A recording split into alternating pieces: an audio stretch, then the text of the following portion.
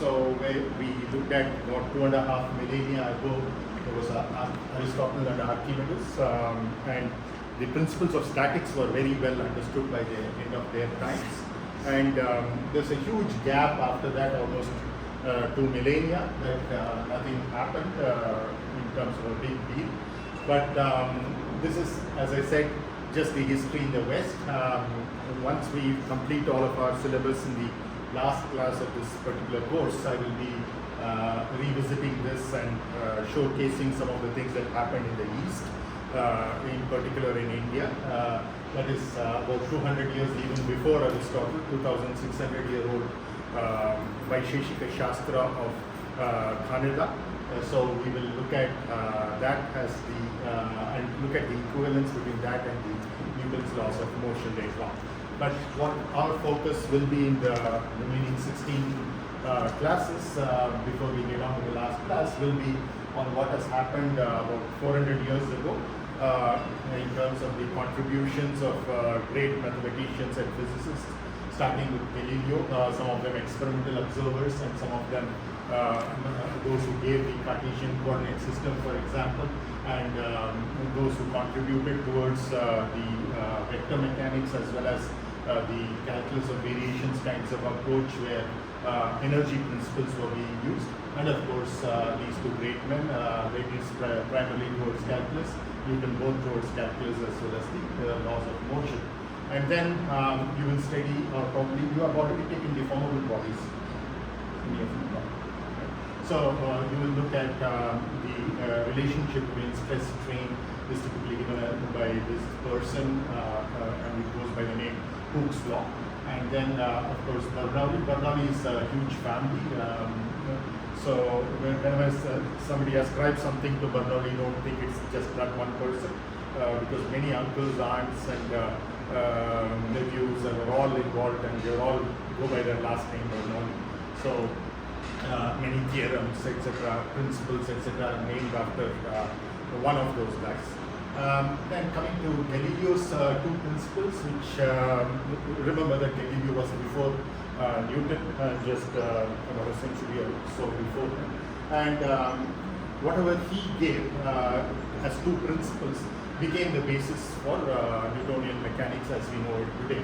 And also much before Aristotle, you had Euclid, a Greek mathematician, geometrician in particular, and the geometric model that Euclid presented is what we continue to use till today.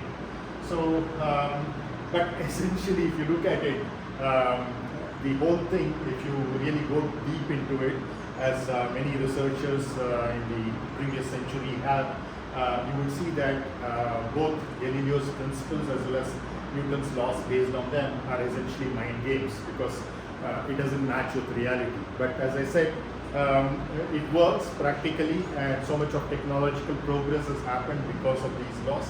In that sense, we value it. But purely from the point of view of science as well as math, there's a lot lacking, and still a lot needs to be done, even in classical mechanics, leave alone other aspects like the gravitational theory and the chasm of ignorance that we talked about in the previous class. So what is that Newton derived from Galileo, and what are the principles of Galileo which are under question, is something that you should be aware of while you study, because it's always good to, before you learn something, to know the limitations of that. You should not think that that is like the last word, and in anything and everything you can apply that. So there are certain limitations. And the first limitation is based on what Galileo assumed as one of the principles, and Newton developed from there, is that there is an invariance with respect to inertial frames of reference. So this is an abbreviation we will continue to use throughout this course. It is fairly long. Again, as I said, engineers are lazy, so we try to make things look compact and essentially understand the physics and math behind it, rather than try to keep the English sentences accurate and long. Okay, so the inertial frames of reference change if you move from one frame of reference, let's say from a frame fixed to the Earth to a frame fixed to the Sun, for example. for the same motion you want to study, assuming these two are inertial frames of reference, which they are not, by the way, then the laws of mechanics, whatever was given by Galileo in form of principles, and eventually in terms of the mathematical model which was presented by Newton, those will not change.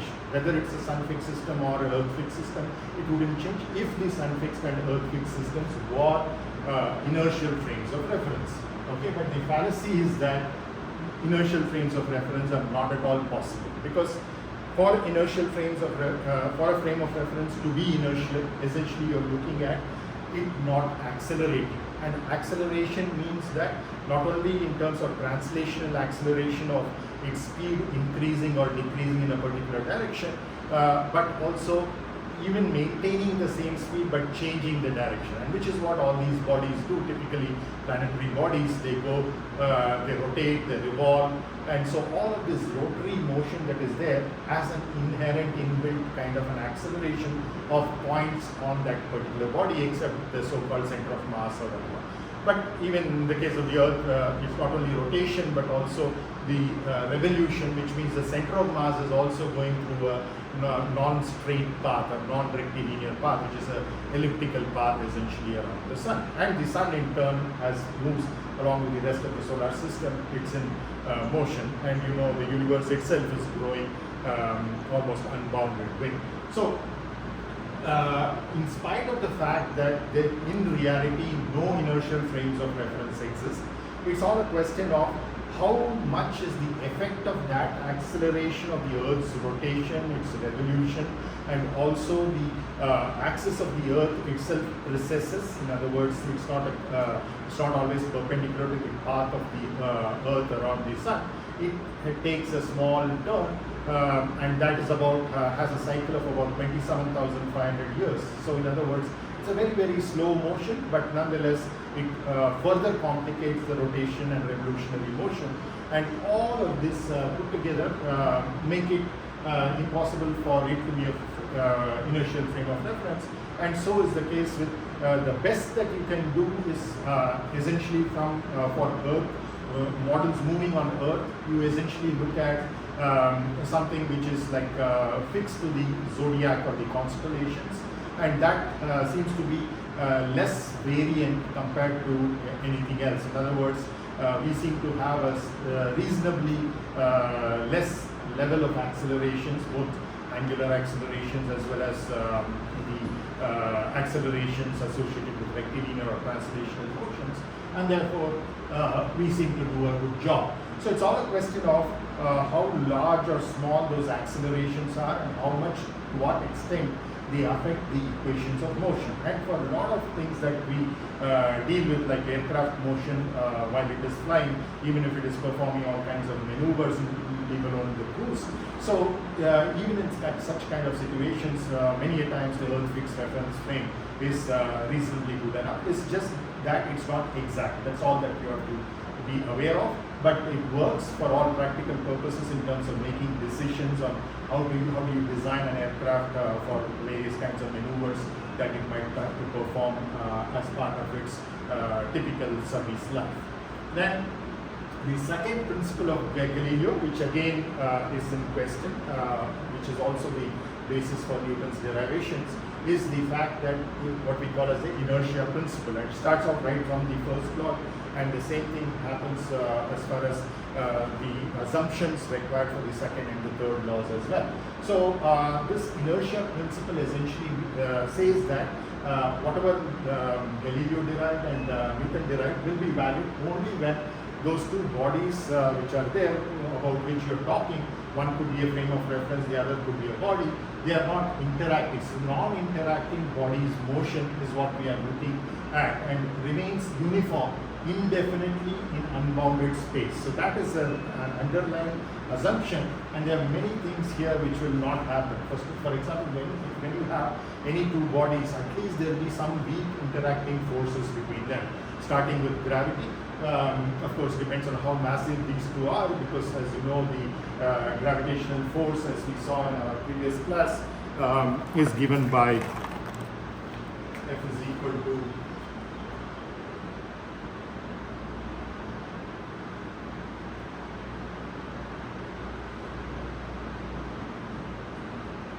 right, where the two masses which are interacting with each other are in the question, and if one of them is much heavier compared to the other, like let's say this is the Earth and this is an aircraft, then we typically take this as the acceleration due to gravity of that particular planet, and if this is the Earth's radius or the distance from the center of the Earth to the center of mass of the aircraft, to be more precise, then this is your acceleration due to gravity g, which you approximate as on the surface of the Earth as 9.81 meter per second square. It's a universal gravitational constant, mass of the Earth, and the distance between the two centers of mass. So at least this will be there. Where some bodies might be electromagnetic in nature, so there could be electromagnetic forces acting between them. There could be various other possibilities. So very rarely will you find two bodies which are not interacting, and those non-interacting bodies' motion definitely will not remain uniform indefinitely, because typically we consider the time ranges as a certain domain of interest. Just like space, also we have a spatial domain of interest. We are not bothered about what happens beyond that space. We just bound a space, and we are interested in what is happening within that space. So similarly, if you look at in terms of the unbounded space, again, it's something that is not something which is tractable. And then, of course, remaining uniform indefinitely means that one is space is unbounded, the other is time is unbounded, and neither of it is something that is tractable. The most important fallacy here, of course, is that the isolated body is impossible. So even if you want to create a vacuum, so typically like for astronaut training, for example, we create a space where there is near to zero gravity and try to test in that kind of an atmosphere. And similarly, you could have many things tested in vacuum and things like that, but still it's not an unbounded space. There is somewhere that the vacuum ends, and then you would have no longer this inertia principle holding good. So yeah, that's the second thing. Then again, so this was about 400 years ago. About 300 years ago is when we started moving from a vector kind of an approach to this particular problem, which is Newton's law, force is equal to the rate of change of momentum. Both sides of the equation obviously are vectors, which means that you have to take into account both the magnitude and the direction of both the sides and match them. Or you break it up into components, and eventually you match the measure numbers along the same directions.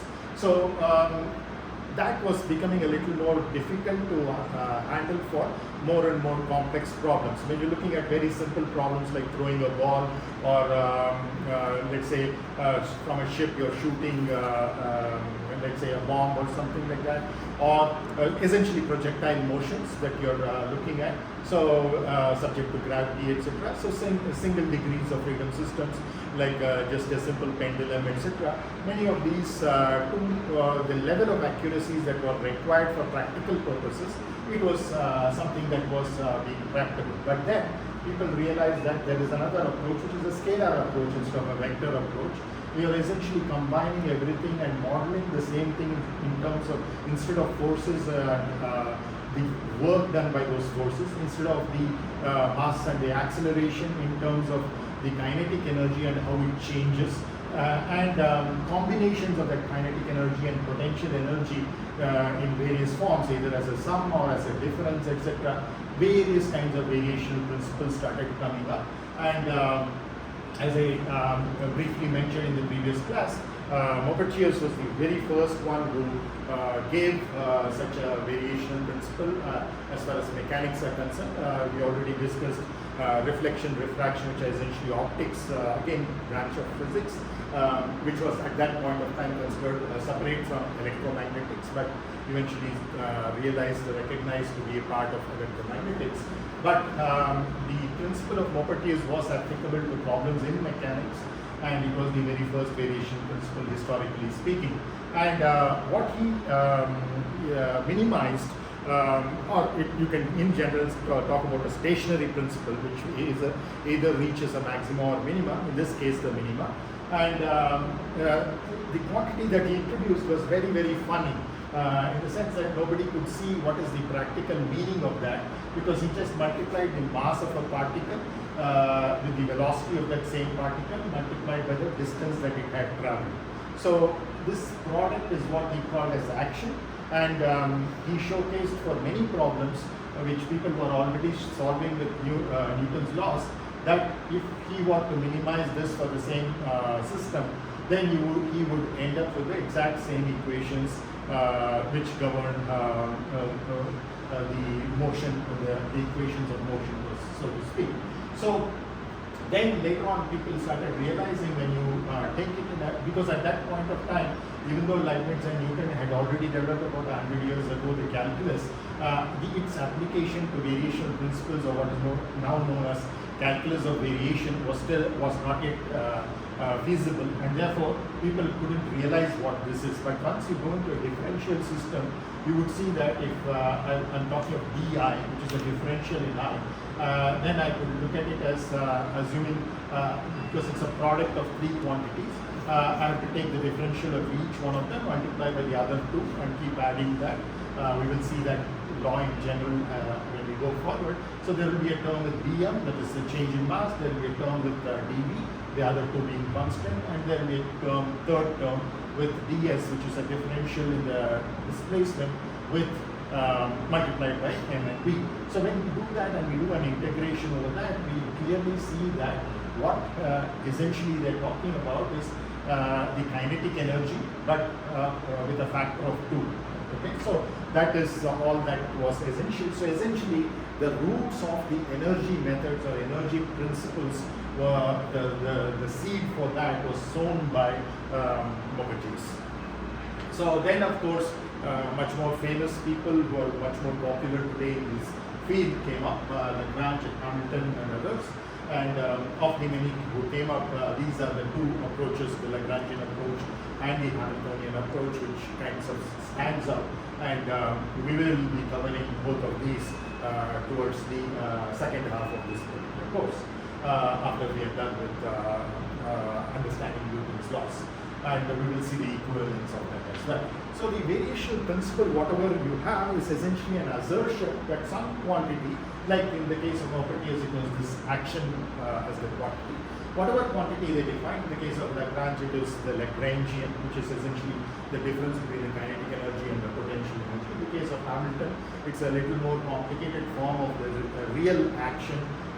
We will see when we get to that. But essentially, whatever that particular quantity is, from the basic physics principles, we can define that for all admissible or feasible processes. So in other words, not every process that you can imagine with your mind is something that is admissible, because many of these will not satisfy the boundary conditions, many of these will not satisfy the initial conditions, etc.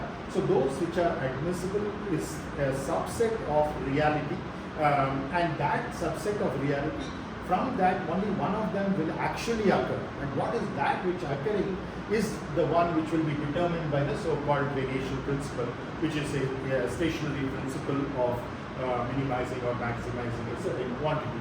So it reaches a stationary value for the actual process that actually occurs, and therefore once you minimize that, see, whenever you have a function, you know how to minimize it from differential calculus.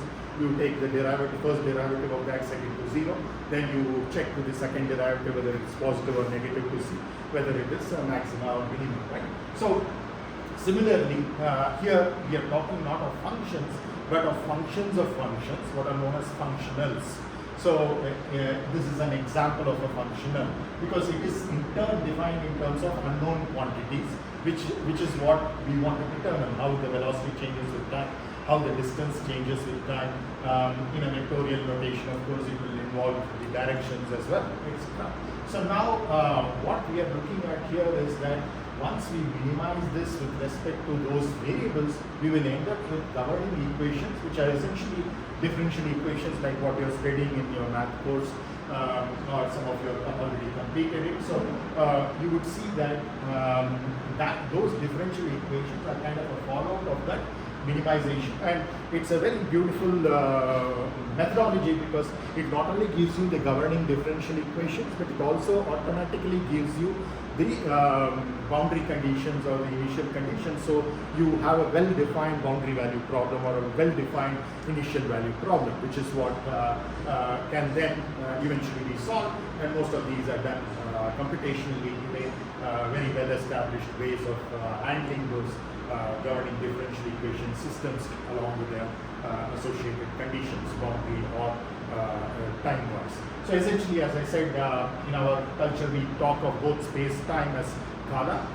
So whether it is space or time, essentially, or whether it is boundary value problem or initial value problem, essentially the initial value problem is a boundary value problem in time.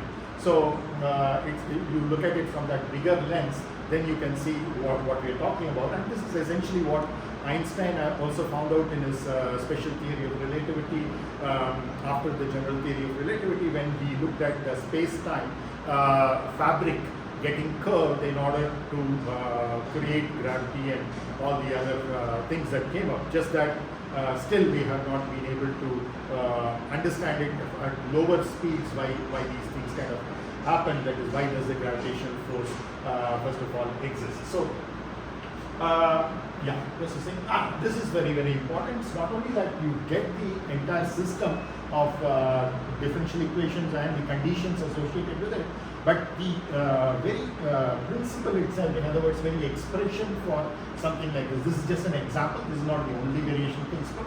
But once you have a full expression for this, that itself will have a certain spatial structure. In other words, from a mathematical perspective, there's a certain structure that goes into it, and many times you can deduce a lot of important information about that system without even having to solve the governing equations and the boundary conditions. Just by looking at the variation principle, the functional itself, there's a lot from its spatial structure that you can derive some information which can be used in a practical way. So that's as far as 300 years ago, and about half a century ago, we had another great genius from Russia, Berdichevsky, and a proud matter for all of us that he was a Georgia Tech professor as well. Eventually, after working in Russia for a very long period of time, he came to Georgia Tech, and now he's moved to Wayne State University. And he happened to be one of the many teachers that my PhD advisor, Dewey Hodges, had, and it was this interaction with Berdichevsky which brought together the so-called variational asymptotic method, which he had devised about a decade or a couple of decades before they two met, and then eventually it was put to use for a lot of structures and structural mechanics problems. And of course, Berdichevsky has gone on a tangential path, applying it to fluid mechanics problems as well, including very complicated problems involving turbulence, etc. So, according to him, this is a very, very important statement, because again, just like we had these gaps when nothing great happened, this is also a reasonably important gap of about 2.5 centuries before which this deduction was done, and in a mathematically rigorous way, where he says that the most fundamental laws of nature, irrespective of what we're talking about, it's not just solid mechanics, fluid mechanics, but electromagnetism or any other branch of physics that we may be dealing with, the most fundamental law of nature which has been revealed up to now, by which fundamental we mean that it doesn't change from going from one to the other, which is what Einstein was also trying to look for, albeit unsuccessfully, a unified theory of everything. So while that is still elusive to humanity, a lot of scientists are still working towards that unified theory of all reality. But still, there are certain aspects of reality which are governed by a common principle, and one such principle is the reciprocity of physical interactions. In other words, any physical interactions that take place between, let's say, two masses, or between two charges, or between two poles of a magnet, etc., or combinations of those, because the poles of magnet also have the mass, and therefore they are interacting with each other gravitationally as well. So all kinds of physical interactions that take place are having a reciprocal nature. In other words, that's essentially a generalization of what is Newton's third law. We already saw every action as an equal and opposite reaction. But there we were talking purely in terms of forces. So if I take two particles within this particular pen, those two particles are exerting a force on each other, irrespective of whether they are adjacent or not, purely because of, let's say, gravity, but various other possibilities are there. There could be a static charge if I rub this, and that static charge could have different values at different locations, and there could be an electric attraction or repulsion that is happening between those 2 points. But whatever it is, those two forces, point A or particle A exerting on particle B is reciprocated by particle B exerting on particle A, and this is something that has kind of stood ground for all the physics, all the different branches of physics that we know of till today, and you see that this statement looks very similar to what Newton's third law is, equal and opposite reaction. Instead, we are talking of generic fields, not just mechanical fields, not just mechanical forces, and therefore it creates an opposite and symmetric reaction. So opposite and symmetric is essentially that principle which is in the Indian tradition, and which of course is very popular world over today, and become a word in most English dictionaries, as well as the law of karma, where we say that what you do, you sow, you reap. So what you sow, that you eventually get. So that there could be a time lag between this, and we may not recognize when we did and what is happening to us right now. But essentially, whether it's a human being involving certain biology or certain what we call as things, or essentially that without life, is at least that's what we imagine. Everything undergoes this kind of reciprocity of physical interactions, and in fact all of microphysics, once we go to length scales which are fairly small, the exact bounds for that will depend on material to material and the area of physics to physics. But essentially, once you go below a certain length scale, we're not even talking of quantum mechanics here, which is at much lower length scales of subatomic particles, etc. But even much before that, this microphysics sets in, and all of microphysics possesses such a structure, that is, you have the principle of reciprocity. So then, and if you look at how macrophysics has developed, how we understand our macro world, how we understand how helicopter flies, and what are the forces acting on it from the air, from the propulsion system, etc., and therefore what its motion is, and many of the much simpler systems that we'll be considering in this course, all of that macrophysics is essentially some kind of a statistical averaging of the microphysics. And therefore, Berdichevsky goes on to say that macrophysics operates with averaged characteristics of the microfields. So essentially, for example, as we discussed in an earlier class, the kinetic energy at the subatomic or even atomic levels, for that matter, the statistical physics of that gives rise to the definition of temperature. So thermodynamics is something that can be derived from classical mechanics. It's not a separate body of knowledge. So macrophysics operates with average characteristics of the microfields, and in the case of equilibrium processes, it leads to thermodynamics. But Berdichevsky has been so prolific in his work and publications that he has gone on to non-equilibrium processes as well, and irreversible processes as well, and those are all very interesting things for those of you who are interested to look at in the future. And you could just search for his name to get some of his books or papers, but that's for another day. Next, we come to the journey in this particular course. We are essentially over here with the dynamics, and you know the direct prerequisites for this has been both from a mathematical perspective and from a physics perspective. That is differential equations, which is a core requisite, and also statics, which has been a prerequisite, and that is what has taken you here. But if you look at the statics itself, it was having a prerequisite of physics 1, so all that you learn there, so that and eventually what you picked up with that in statics, that will be essentially going towards your dynamics. And similarly, for differential equations, though that might seem like that is the only direct connection or prerequisite for dynamics, that in turn had quite a few prerequisites, and you go into introduction to linear algebra and integral calculus. And integral calculus in turn had a prerequisite of, many of you might have been probably escaped that because you did it in high school or something like that, differential calculus. And differential calculus, of course, has its prerequisite of pre-calculus. So you will see all of those things coming into picture in terms of how dynamics develops. And in future semesters, you will see this dynamics is what leads to what Professor J.B. Prasad is now teaching as part of the summer program as well. 3530 and 3531 require your dynamics either directly or indirectly.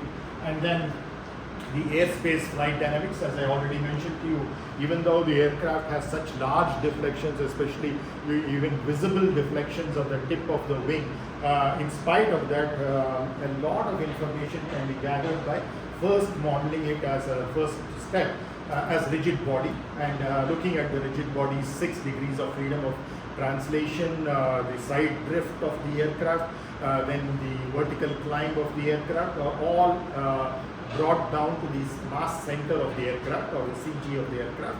And both of these are the same as long as the gravitational field doesn't change along the length of the aircraft, which is fairly small, and therefore we don't see too much of a difference over the aircraft span or the length of the fuselage, the small g changing, that is this quantity changing. So of course it changes from altitude to altitude, but at a given point in time it's uniform on all particles making up that particular aircraft. So you have those 3 translations, then you have those 3 rotations of the pitch, the yaw, and then of course the roll.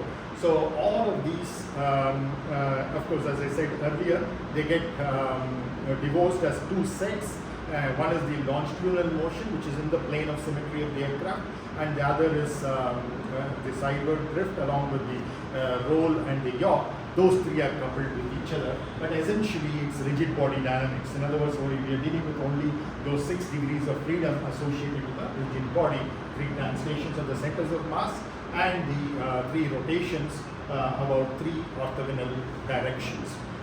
So once you are done with that, even for experimental courses like this, you will require some of these, and therefore indirectly the knowledge that you gather through dynamics will be of relevance over there. So now we come to some review of some of the topics that you would have probably learned as part of all of those calculus courses. Some might have been part of pre-calculus, some might be a part of differential calculus. So very little of integral calculus we will talk about right now. But once we get into Lagrangian, Hamiltonian, etc., we'll talk about the integral calculus as well. So right now, what is more important for us are the derivatives, which get into, of course, your differential equations, and therefore differentially the derivatives of first of all, we will look at scalars, with which you are already very familiar with, and then we will see how we can extend those derivatives from scalars to vectors, and it's not a straightforward extension. You've seen already I've given you glimpses of this in terms of already talking to you that the difference between these two is that this has only magnitude, this has both magnitude and direction, and therefore when you take a derivative, whereas here you don't need to mention the frame of reference with respect to which you take the derivative, here you need to mention absolutely always the frame of reference with respect to which you take the derivative.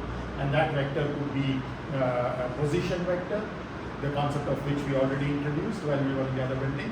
We already talked about velocity, we already talked about acceleration, and we talked about the time derivatives of that with respect to certain body fixed frames, certain inertial frames of reference, etc. And we saw what all that led to, and how it was in turn related to the physics, that is Newton's laws of motion, in particular the second law, force is equal to the rate of change of momentum, and we saw the rate of change of momentum is now a derivative with respect to time of the translational momentum, and that is what came into picture. On the left side, of course, is a force which is also a vector, and we tended to relate these two in order to get the governing equations of motion in a vector form. Now, I think we'll move forward and get back to that. So, first of all, let's look at the derivatives. Is it clear? Can you read? I think we have to close the door. So, the derivatives of scalar functions, this is more of a review because you already know all of these things. And the derivative that you have is with respect of a scalar quantity f of x with respect to x. And like all derivatives, this is essentially defined in terms of the limit of that particular quantity. So, you have df by dx where f is a function of x, and then if you want to take the derivative of that, you take the limit as delta x tends to 0 of f of x plus delta x minus f of x divided by delta x. Okay. So now you can see that if I directly substitute delta x as 0 over here into this whatever is within the limit, it's very clear that you end up with some nonsense, because delta x equal to 0 in this particular term and delta x is equal to 0 here, the numerator of course becomes f of x minus f of x, which is 0, and you get 0 on the denominator as well. It becomes an indeterminate quantity, 0 by 0. So that's not, of course, how the limits are typically calculated, and you would have had a lot of experience calculating the limits of various quantities like that. For example, sin x by x is equal to 1, even as the limit in the limit as x tends to 0, even though it has a very similar kind of a form of 0 by 0. So now let's take a very simple example. If f is defined as f of x is defined as x squared. So what you do, so df by dx, in this simple case, you of course know already that this derivative is 2x. We just want to check is it coming from the first principle, because this is essentially a definition. So whenever I put a triangle over the equal sign, it means that this is how this quantity on the left is defined in terms of the quantities on the right. So that is a mathematical symbol for definition that is followed as a convention by many books as well. So now coming to df by dx, in this expression case, it is limit as delta x tends to 0 of x plus delta x the whole squared minus x squared divided by delta x. Once again, if I directly substitute delta x equal to 0, you can see it becomes just x squared minus x squared divided by 0, 0 by 0. So that's the reason why we have this footnote here. So ensure not to substitute for delta x too early. So there's a particular point in time when you simplify this expression, and then you get to a state where it's no longer in this indeterminate form, like 0 by 0 or infinity by infinity, etc. And that kind of a situation, you will see that the projector. Okay. No. It's okay. Yeah. So let's go ahead and continue this derivation.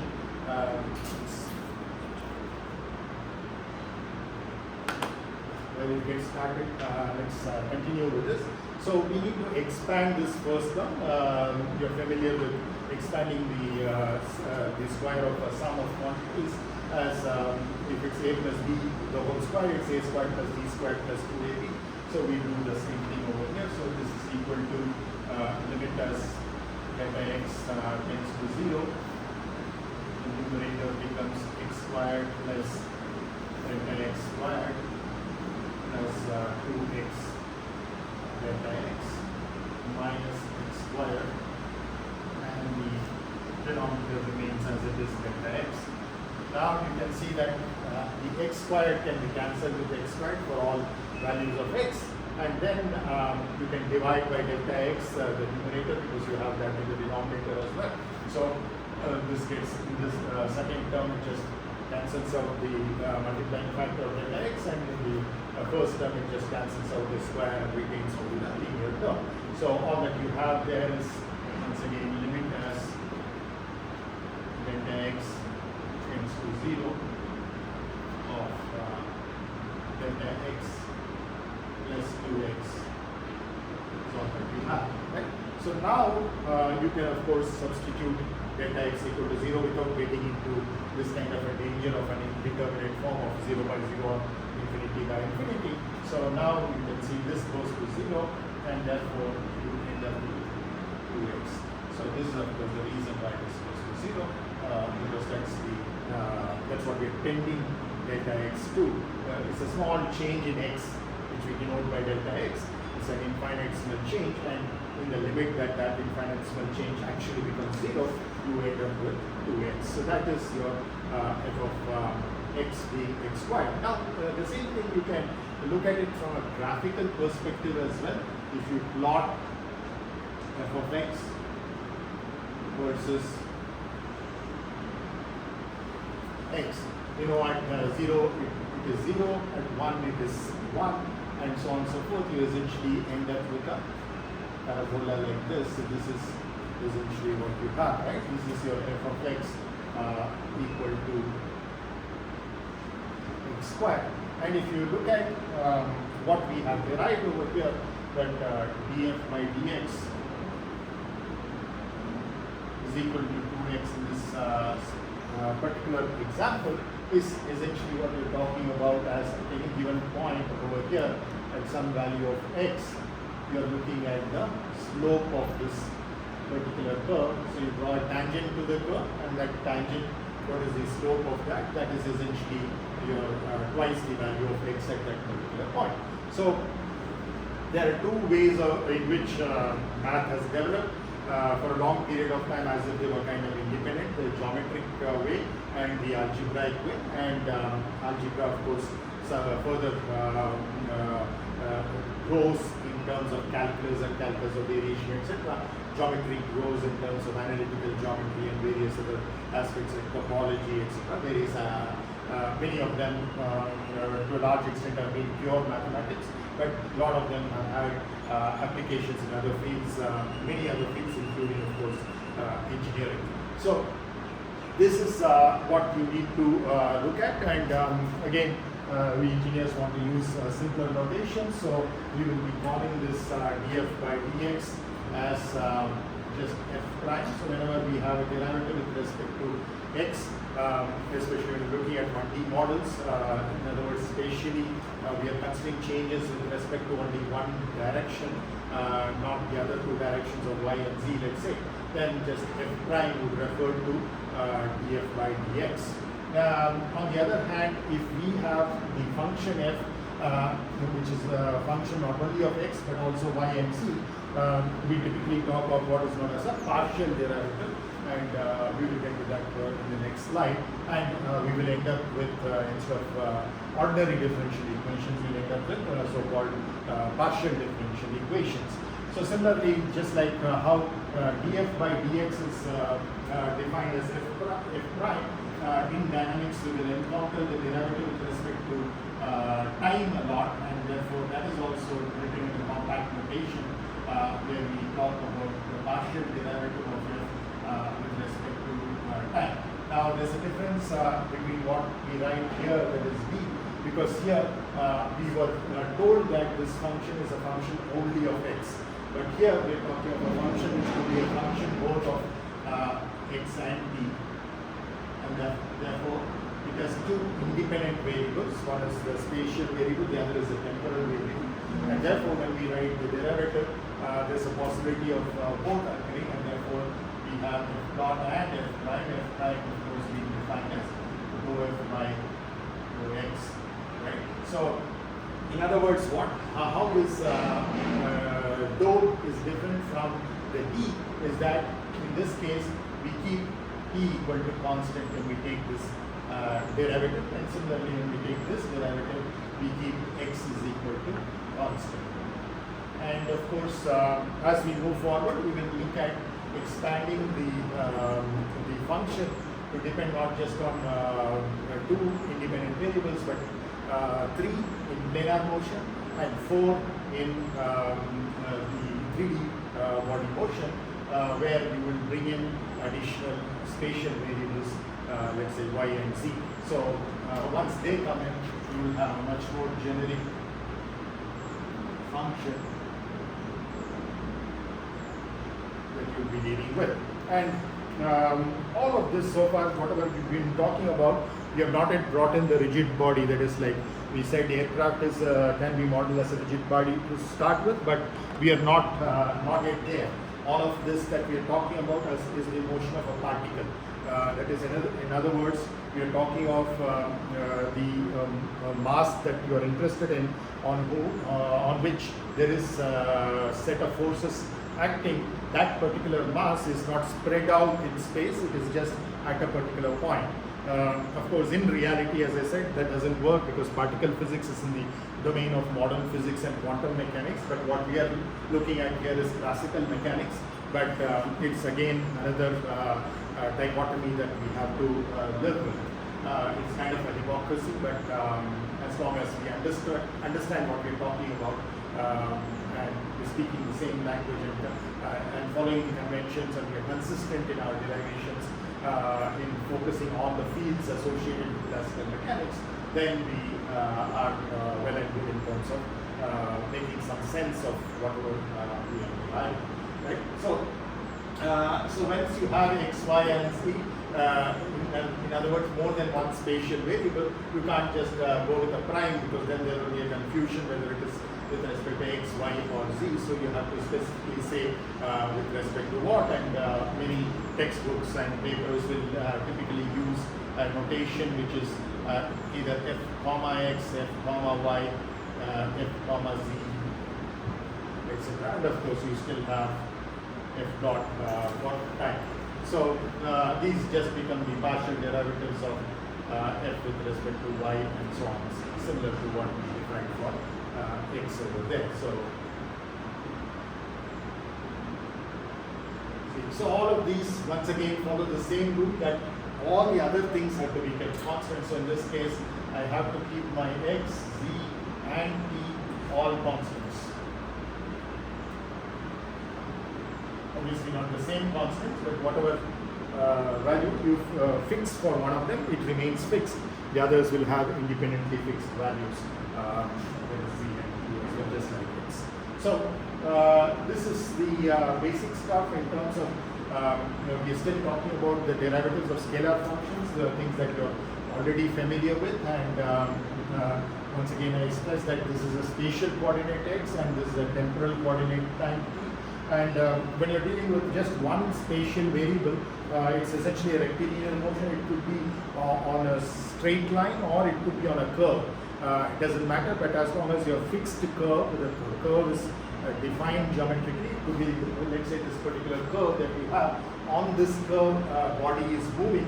It is still a motion that is happening in a single degree of freedom. So at any given point, if it cannot escape this particular curve, then you see that it has a particular location which can be purely defined in terms of x. So rectilinear or translational motion does not necessarily need to be on a straight line, like a train running on a track which is straight, but the track itself can take curves in a hilly terrain to get into curves, but essentially you know that given a certain distance from a particular point on the track to the point where the train's CT is, you can uniquely fix where the train is. So that is essentially what we're talking about in terms of a one-dimensional kind of a model before we get into 2D and 3D. So we'll not spend too much time on the 1D because eventually everything in our real world is three-dimensional. We might come up with models. For example, this tabletop I can model as a 2D model. This long slender structure I can model as a 1D model, etc. But I know for in reality this is also a 3D model, 3D structure. This is also a 3D structure. Just that certain dimensions are smaller compared to the others. In this case, the thickness is small compared to the width and the length. In this case, the cross-sectional dimensions, let's say the radius of this is small compared to the length of this. So we take advantage of that and say that not too much of change will happen in the smaller dimension. Most of the change will happen in the longer direction. Similarly here, not much of change will happen along the thickness. Most of the change will happen along the length and to some extent along the width as well. So in this case, I can model this both as a 1D model as well as a 2D model, apart from 3D, of course, which is true for everything. So now, The physical relevance of these derivatives of scalar quantities, you're familiar with various quantities that you have seen in high school physics, as well as the initial courses that you have had in the first year at Georgia Tech in terms of slope that we already saw over here. So a derivative with respect to whatever quantity with respect to which we are plotting essentially gives you a slope of that.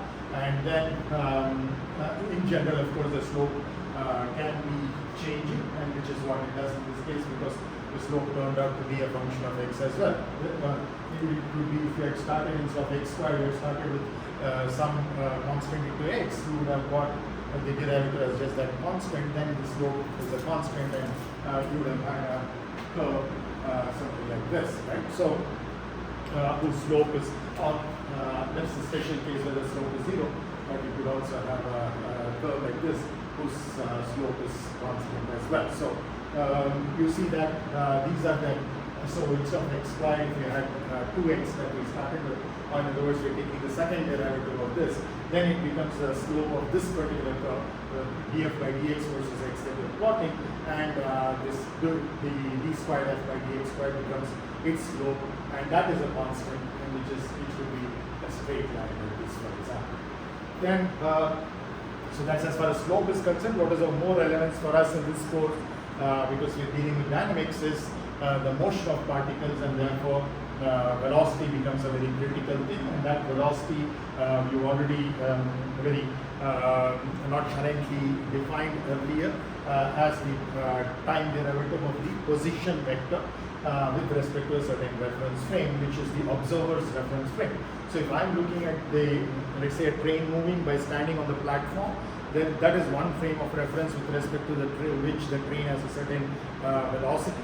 And let's say a person who's walking within the train has a certain velocity, which is if both are walking in the same direction, as far as me as an observer on the platform, the actual velocity of that person for me becomes the sum of the velocity of that person with respect to the train, and the train with respect to the platform or the ground or the earth fixed frame. So that's what it essentially is. So it's very important to see with respect to which observer it is. For another person, co-passenger on the same train who is sitting on the seat, then he sees this person walking. For him or her, that person's velocity is just that person's velocity with respect to the train, because it's a train fixed system that he is observing from, rather than a platform fixed system. So it's very, very important that when you're talking of velocity, and of course acceleration, which is another derivative of the velocity, just like here we were talking of df by dx, and next d squared f by dx squared, so which we plotted over there. So in either one of those cases, you're looking at the need to specify the frame of reference, whereas what we have in this slide is derivatives of not of vector functions but of scalar functions. And scalar functions, you do not need to specify the frame of reference because it is immune to the frame of reference. It is independent of the frame of reference. For all observers, derivative of a scalar function will be the same. So this x squared having a derivative 2x is valid irrespective of whether we are looking at it from earth fixed frame or a sun fixed frame, whatever, it doesn't matter because f is a scalar quantity. The derivative, of course, always we are taking with respect to a scalar quantity, but of course there are other more advanced topics, like you might have got an exposure to curl, divergence, etc. We were talking of derivatives with respect to vector, but that's not of too much of concern for us in dynamics. So all our derivatives that is in the denominator will always have only scalar quantities. Only the numerator could be a scalar, like which you already know, and in many cases it will be a vector, be the position vector or the velocity, whose derivatives will in turn be the velocity and the acceleration respectively with the corresponding frame of reference. Many people will call strain as a similar thing, which is a derivative of a scalar function. I have struck it out because it is not. Strain is essentially a derivative of a displacement field with respect to all of the three spatial coordinates. So in other words, It's very similar to what I just talked about, where you're talking about moving from, these are all, whatever we're dealing with like F are scalar quantities, velocity, acceleration, etc. vector quantities. They need one more point of information, that is direction, in addition to magnitude. Now when you go to quantities like strain or stress, etc., you will have two directions which need to be specified. It's not just one magnitude and one direction like in the vectors, but you will have to specify the magnitude and also two directions which are associated with that strain. So for example, if I'm trying to pull this and it's getting strained along the length, then that particular strain is called gamma subscript XX. In other words, it has two subscripts. What do those two subscripts mean? It means that I'm pulling along the x direction, so I'm observing the change in length along the x direction. And also what I'm looking at the motion of is the average motion of a cross section to which the x direction is the normal. So in other words, I need to, the same x direction, I can take a plane like this instead and then see how it is moving. So now that is going to be having a different value from what this is going to have. So in other words, not only matters which direction the lengthening takes place, but also in which direction the plane whose motion you are considering, and therefore you typically have two subscripts defining this. I'm trying to oversimplify this and not give the mathematical rigor for this, but that is good enough because in this course we will not be dealing with such quantities which are essentially what are called as second rank, sometimes second order tensors. So tensor is a general word for all variables and constants, and this tensor in the case of scalars like F would be a zeroth order or zeroth rank tensor. In the case of vectors like velocity, acceleration, etc., it is a first order or first rank tensor. And then in the case of strain, stress, etc., which you will see in future classes, it will be a second order tensor where you need not only one direction like in the vectors, but two directions to say which plane is actually moving, or on which plane a certain force distribution is taking place in the case of stress, which is a similar mathematical quantity as the strain. Now, if you look at why this is so very important, almost all of the world that we live in are governed by nonlinear partial differential equations. So, not only are there differential equations which you are studying in the course or already studied, which are ordinary differential equations in the sense that the derivatives are all full derivatives like this, the these instead of the those. So once you bring in more than one variable like x and t in this case, or four variables in this case, or two variables in this case, you are no longer talking about ordinary differentials but partial differentials. This is what is the name for this. This is called an ordinary derivative, and that can happen only when you have the numerator depends on only one quantity and you are measuring the change of that quantity with respect to that quantity on which it depends. So this is the what we call as the independent variable.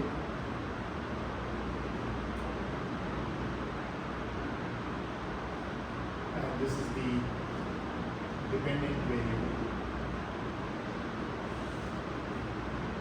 So you are interested in the derivative of a dependent variable which depends on only one function, then you end up with ordinary derivatives, and in turn the governing equations for that is what we call as ODE or ordinary differential equations, whereas in this case you are going to have this, which is essentially partial derivative,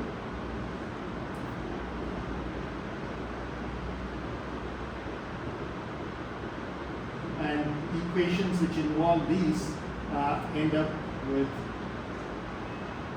all these goes with respect to various independent variables, and we call them the PDEs or partial differential equations.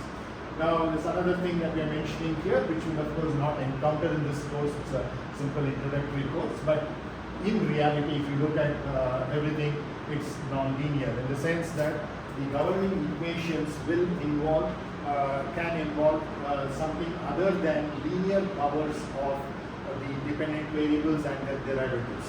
So if the dependent variable, in this case let's say f's, and the derivatives of f in that entire equation which governs that, all those terms are all appearing only as power 1, not even as products of each other, then you end up with a linear differential equations put in a very simple way. But most of reality is governed by non-linear, not ordinary but partial differential equations, because we have more than one independent variables, and also there are not just linear terms but also products of these terms, and also some terms where the derivative could be in the form of a square, or it could be the sine or cosine or any trigonometric function, or a logarithmic function of the derivative, or it could be an exponential function, etc. So many different possibilities are there, all of which could become nonlinear. It eventually comes from the understanding of the science, or more particularly the physics of that particular system,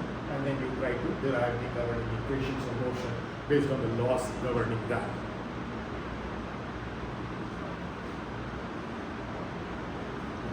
So then let's try to complicate things a little more. So it's a functions of multiple variables. Already that what we talked about over here. It's kind of a summary of what led to the partial differential equation. So we talk of partial derivatives when differentiation is with respect to one independent variable by fixing all the other independent variables, which is what I mentioned over here. In the case where it was just two independent variables, I just had to fix one of them and take the partial derivative with respect to the other.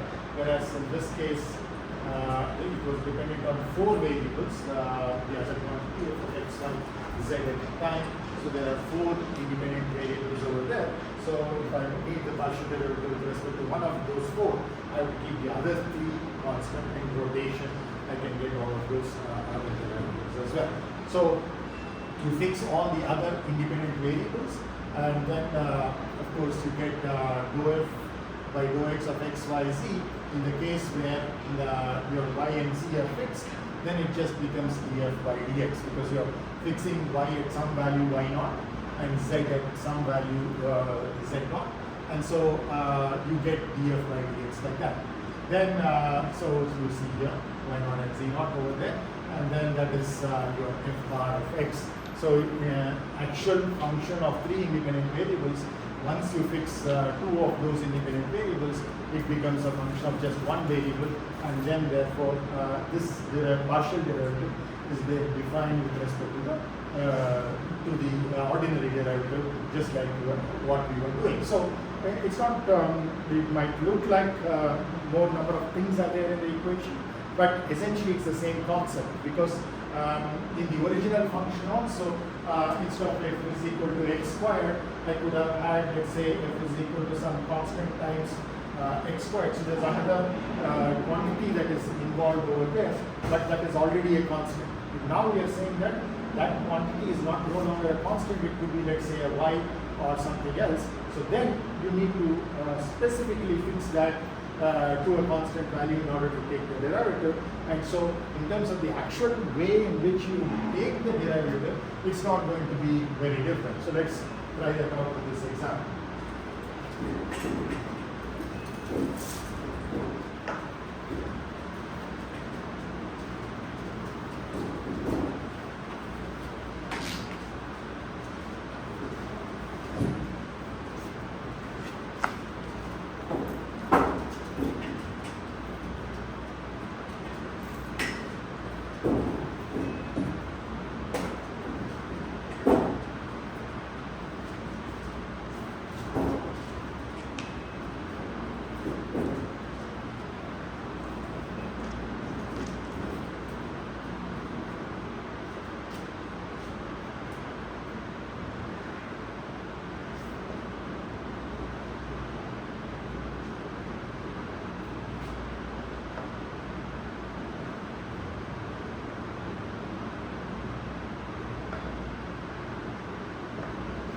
Another shortened notation that we will be using throughout the course. When I say st, for example, it is sin t, ct is cos t. Similarly, if I put any subscript over there, it is the sine of that or the cosine of that, so that the C equation is much more compact. so that we can extract more information from that z. So this is the particular function that is given to us. Very clearly you see there are three independent variables, 1, 2, 3. These are independent, and f is the dependent quantity. So it's a dependent quantity which depends on these three independent variables. Okay, you can see x is coming over here, y is appearing here, and z is appearing here. This is a simple function where you have each of those appearing only once. It could appear more than once as well, and any number of terms you could have. Arbitrary complicated function that you could have, not only involving trigonometry and exponential, but logarithms and many other polynomials, etc. You could also have negative powers or fractional powers like square root, etc. All of that is possible. So it's any generic function. We've just taken this particular example over here. Now if we want to take the derivative of f with respect to x, all that we need to do is I will call a new function f, which is a function only of x, where I fix the values of y and z as y0 and z0, so that your this function will just become exponential of x into sy0 plus z0 squared is what we have, right?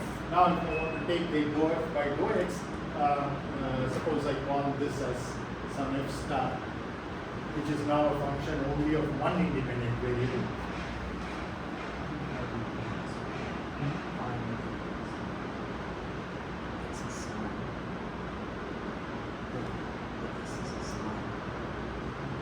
So it's only one independent. Yeah. Nothing. I was wondering what was the sign of y? Yeah. What was the sign? So this is a notation we use throughout this course, where sign of any quantity you will denote it by s subscript that particular quantity. The cosines of various quantities we will define it as c subscript that same quantity. So if within the bracket you have t, then it becomes st or ct. If it is x, as in this particular case, it becomes y. In this case, it becomes sy. Right? Now look at this function. It is the same function, but with two of the independent variables fixed. Maybe y and z are fixed at y0 and z0 respectively. Once you fix them, you are having a function with respect to only one independent variable, and therefore I can define this partial derivative. This is a partial derivative in terms of an ordinary derivative of that star function. So this is essentially what we have over there. So if I take the derivative of this, it's very clear these are to be treated as constants. So the second term will not lead to any non-zero value. It will just vanish. Derivative of this with respect to x is 0. So only I need to take the first term into account. Now this becomes a constant times exponential x. The derivative of exponential x is exponential x itself, so that it becomes exponential x times sy0. So this is your partial derivative of f with respect to x. Same way you can look at dou f with respect to y,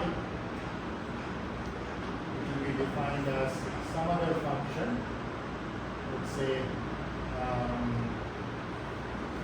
brackets with respect to x sub y, and this, all that I have to do is to define this new function in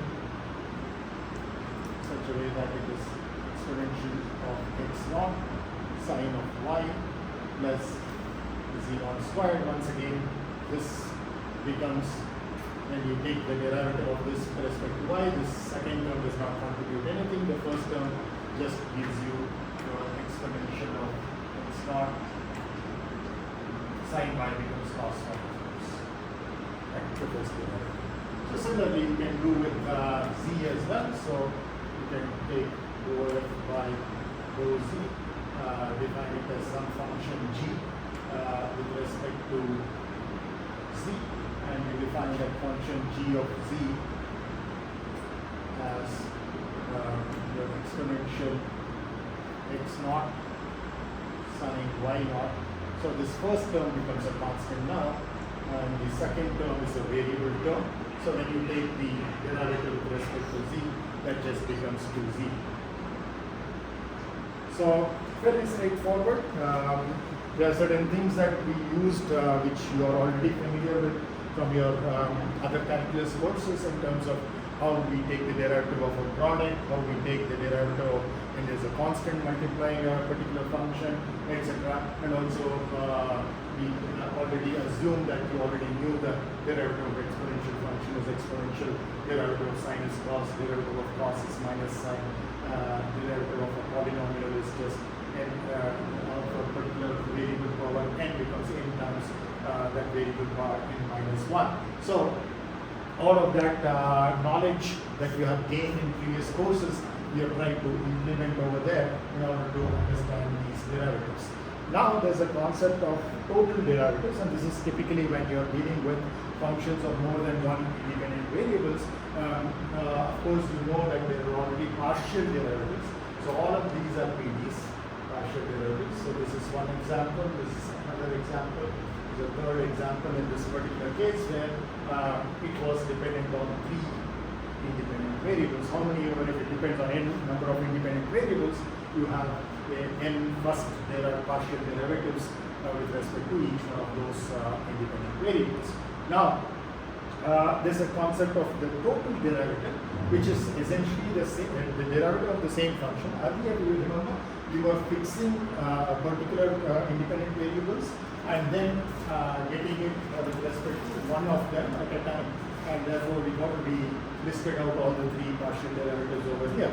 Now there could be a parametric problem where each one of those so-called independent variables are no longer independent of each other. They all depend on a particular parameter.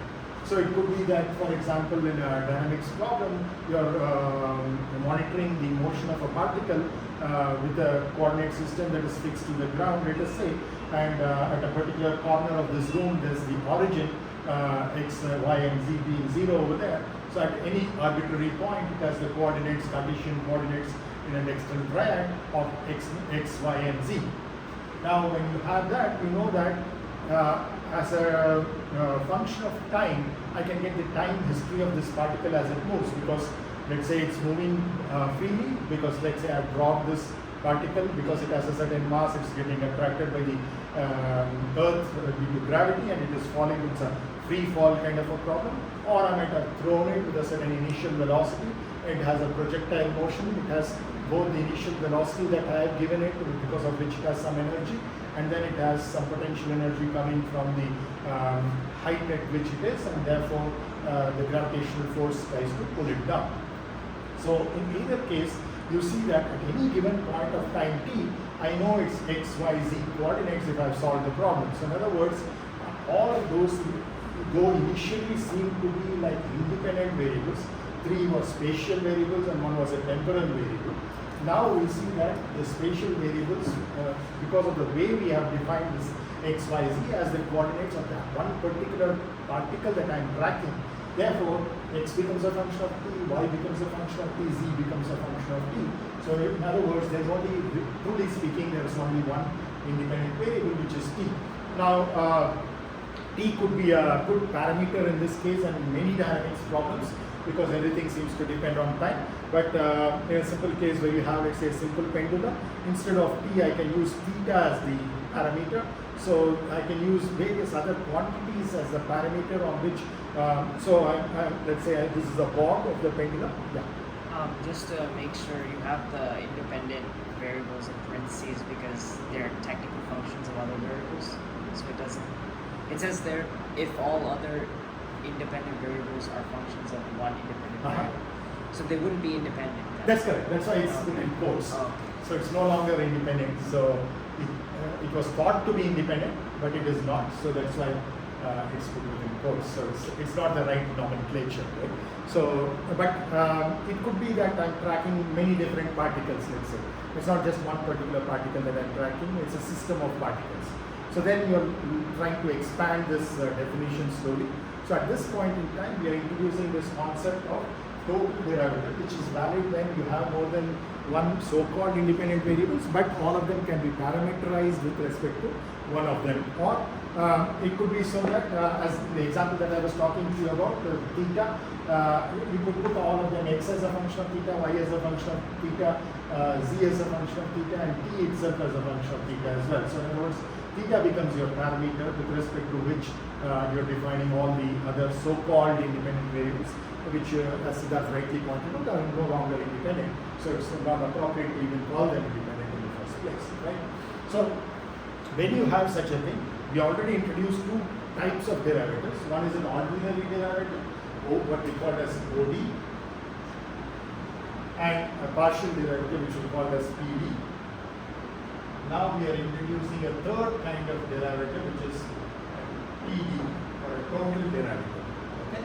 Now, total derivative is possible in a case where you have started with a problem which seemed like a partial differential equation, but is actually an ordinary differential equation, or you might have certain variables.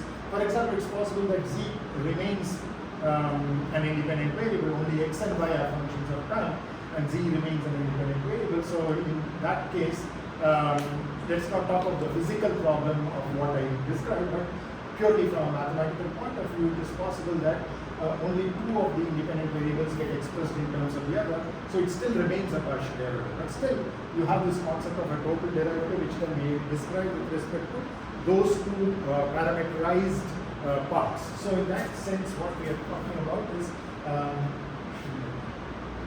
usually we use a capital D, uppercase D over here. So df by dt is how you typically refer to the total derivative. And you see that it is using the so-called chain rule. So now we know that if there is a function of a function, you take the derivative of that and then go in. That's exactly what we did already in that particular example when we were talking about taking the derivative of this particular term. We were essentially using that chain rule, that we take the derivative of one and keep the other constant, etc. So that when we went term by term to get the other partial derivatives. So same thing that we are going to do here. We are going to utilize the definitions that we already gave for the partial derivatives of f with respect to time, f with respect to x, f with respect to y, f with respect to z. But then we are going to also multiply it by how x varies with respect to time, how y varies with respect to time, how z varies with respect to time.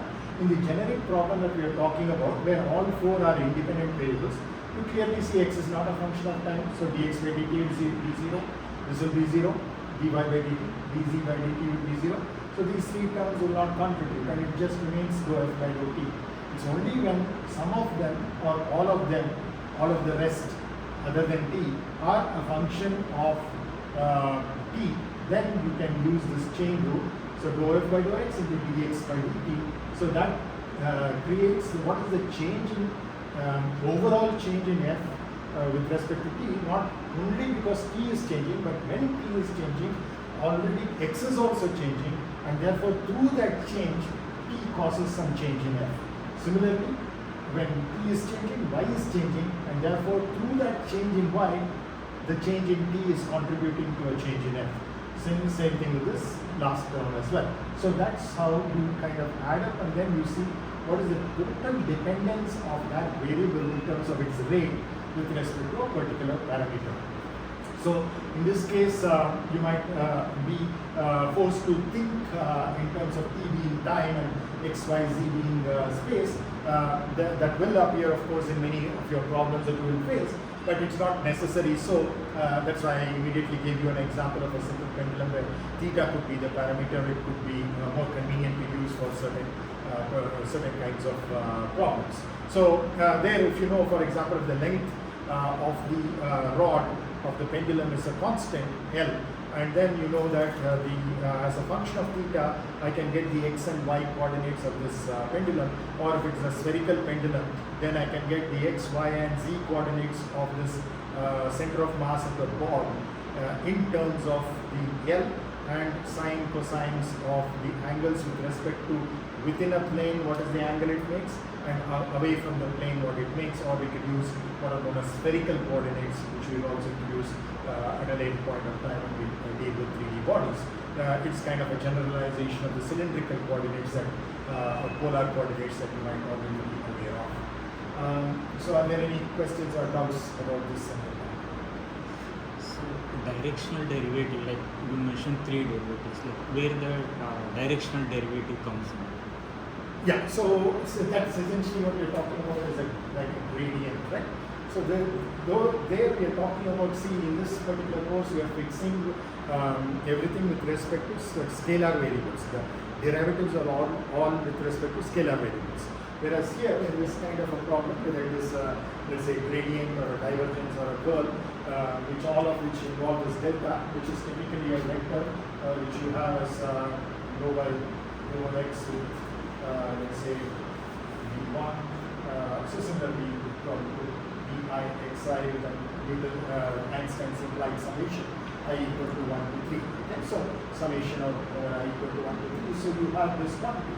So whatever this del is going to operate on, either as a dot or as a cross or whatever, it is going to operate on a particular quantity. So essentially what you are taking this derivative is actually kind of a vector derivative. So it's beyond the scope of this particular course. So that's why we are talking about directional derivative. Because we don't need it for the other aspects of dynamics. That's why it's not that it's very complicated or something. It's simple, but that's the case. Another thing that I would even probably be making mistakes in this own presentation in the future classes also, you could point out, or even here if you see, I'm using the same kind of brackets, or what we also call as parentheses, in over here. These are rounded. As you know, there are many different types. This is called rounded. You have the square. You have the angular brackets. So it could have any quantity in between.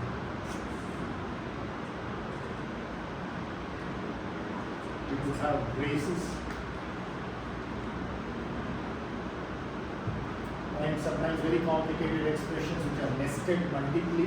You might also have what are known as under bars and over bars. A bar over a certain number of terms which need to be evaluated first. And many students tend to make this mistake because this is not usually taught in a lot of high school math courses.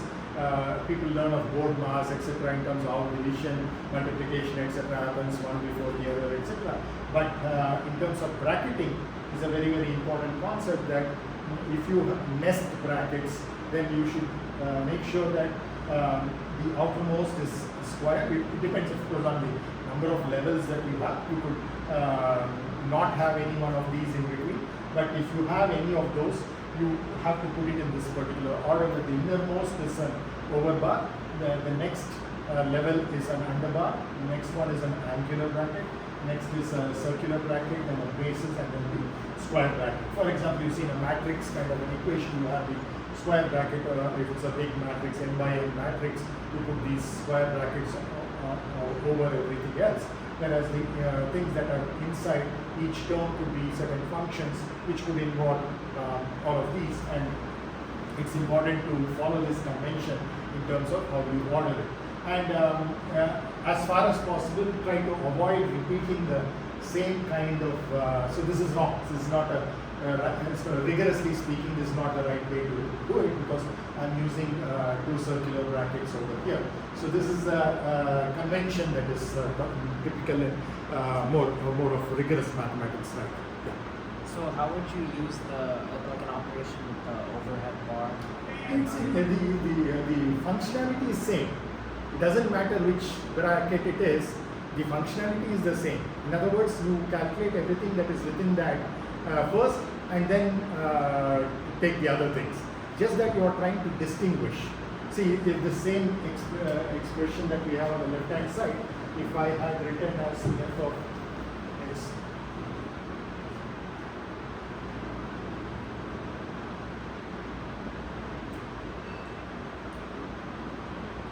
this looks much more elegant because I know where this is opening and closing, and I know where each one of these are opening and closing. Now, if this was a function of something more complicated than t, I would probably bring in the next levels of those brackets. So, so I start with braces. So as I said, I could skip anything in between.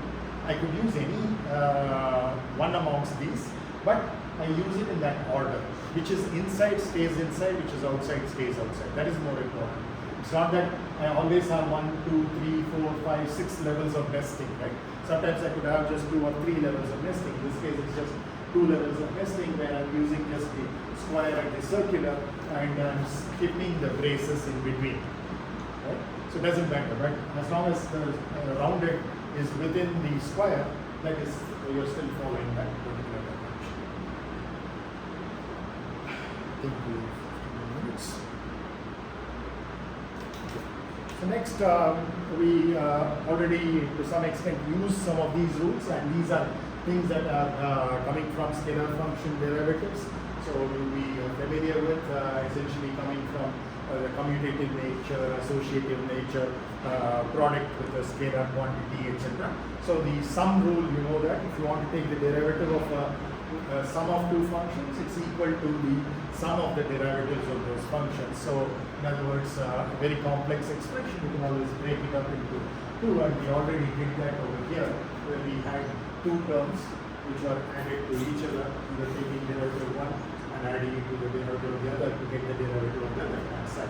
So that is something that we've already done.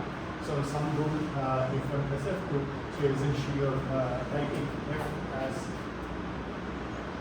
f1 plus f2, and f prime is actually f1 plus f2, the whole derivative. So I can take the derivative within the brackets and put it as f1 prime plus f2 prime. That's essentially what we are saying. Right? So you only need to first sum and then take the derivative. You can take the derivative and then sum it as well. Depends on the complexity of a particular expression. One might be more easier than the other. Then next is of sum. If you have product of two functions at one time, so we use the chain rule. We already did that in this first term, for example. We took the derivative of one, multiplied over the derivative of the other, vice versa to add a second term. So that is essentially what you see over here. And you have f1, f2, the whole derivative is equal to f1 derivative times f2 plus f1 times the derivative of f2. So again, we're talking of all ordinary differential or ordinary derivatives over here, where all these quantities are functions of just one variable. It's easy to kind of extend this to the more generic case of multivariable functions. Then coming to the chain rule, which is again essentially nested. So once again, this is wrong. So you typically use a different kind of bracket outside and inside over here. So you will see that we have f is defined as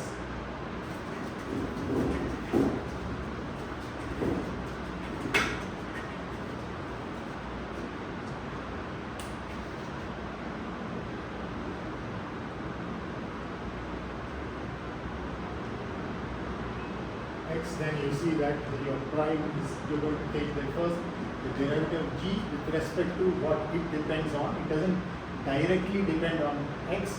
There's a chain of dependency. G depends on h. H in turn depends on x. So that's how it is constructed. So we take the derivative of g with respect to h, and then the h prime. So it's the derivative of h with respect to x. So that's typically how you do it. Then, of course, it's a simple example that we can.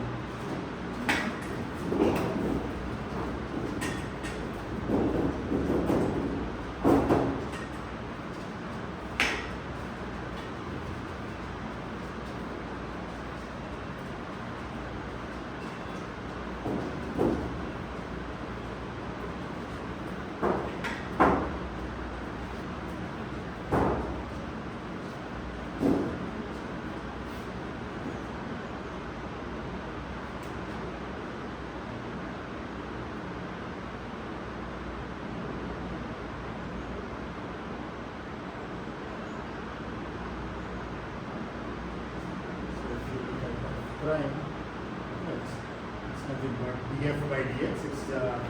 It's an ordinary derivative.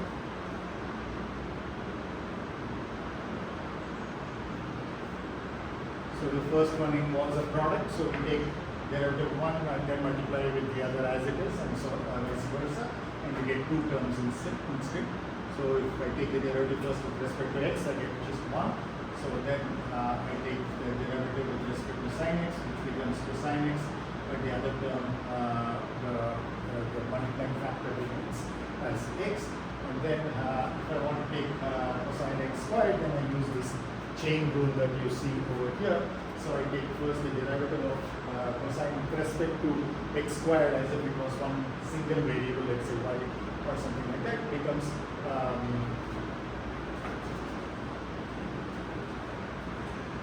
minus sin x squared, and then I take the derivative of x squared with respect to x, which becomes 2x.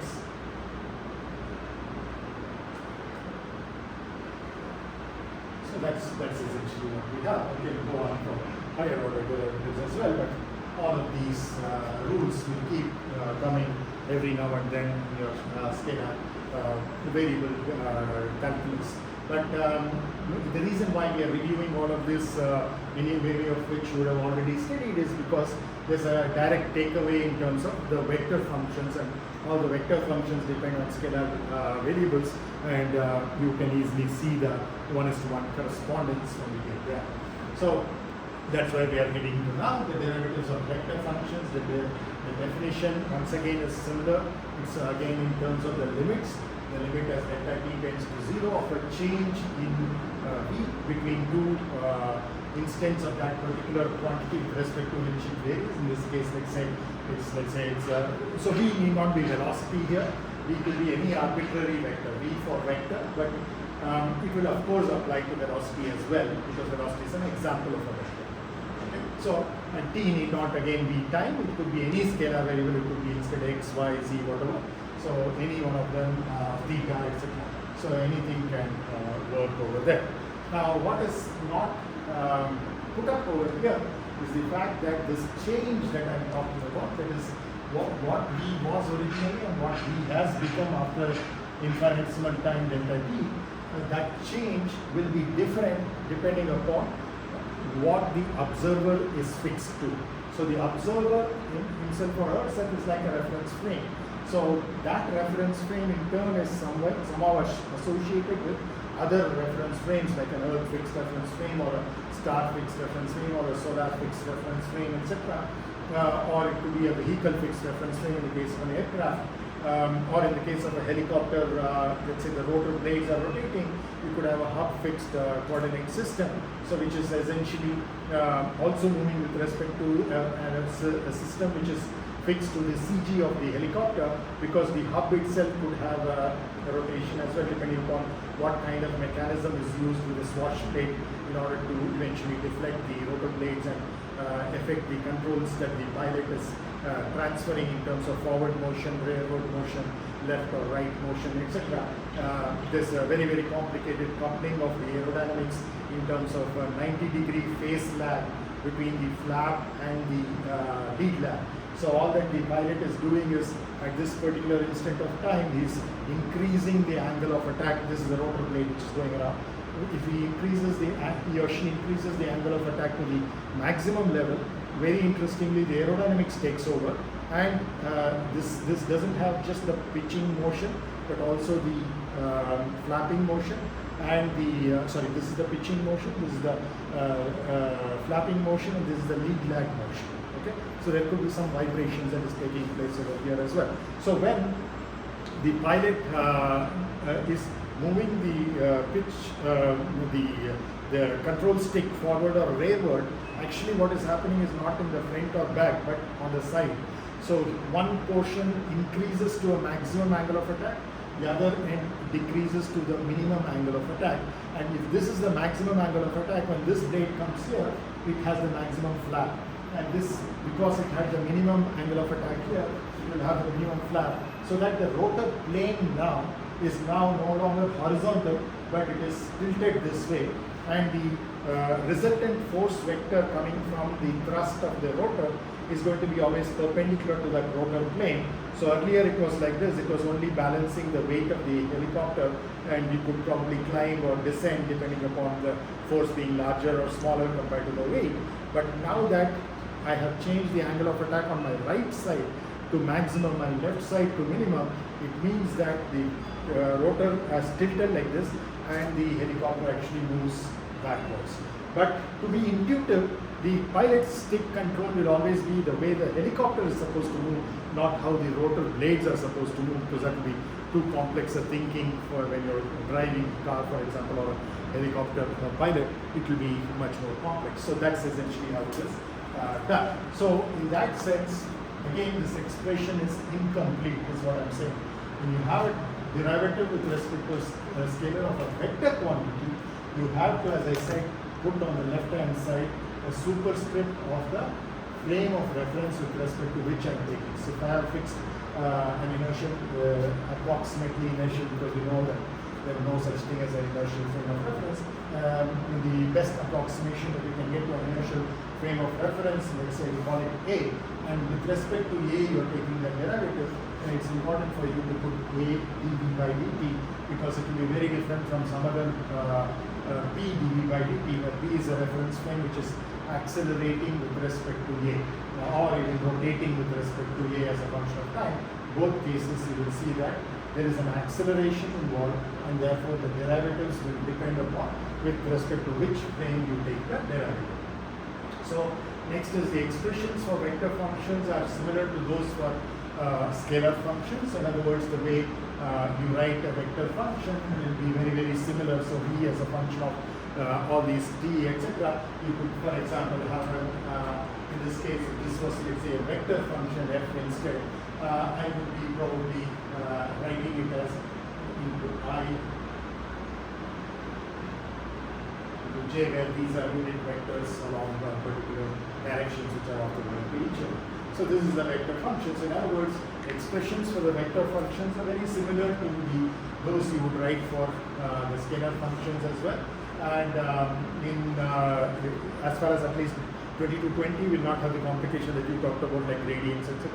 We'll have all derivatives will be with respect to only scalar variables, makes things much simpler, that becomes easier. So the derivative of a vector, always remember, therefore is going to be a vector, because if we were talking of derivatives like vector with respect to vector, you can get into a tensor, like a strain, for example, where you're taking a derivative of the displacement vector with respect to the position vector of a material point. So the derivative of a vector with respect to vector leads to a second order or second rank tensor. Here we are taking a vector with respect to a scalar always, and therefore it's understood that all derivatives are with respect to scalar quantities, therefore a derivative of a vector remains a vector. So I think this will conclude today's class. I've already posted the homework for you on Teams, so just take a look at that. And it's made out of two parts, part A and part B. It's not put in the assignments, it's put in the class resources, because we're not going to be correcting it online. We're going to follow the same methodology that we followed for the previous homework as well. That part A will have 4 questions, part B will have 4 questions, and we have 4 of you. So you can split the 4 questions amongst yourself. But and each of you present one from part A and one from part B. But it's important for all of you to understand how all the problems are solved, because there's certain nitty-gritties associated with each, which exposes you to newer knowledge points. So that way, of course, you can discuss, because one could have an inkling on the other, etc., between you as usual. But once you come here, you'll be presenting each one of you. The other 3 are, of course, going to watch it as well, so you can learn from your own teammates. Thank you.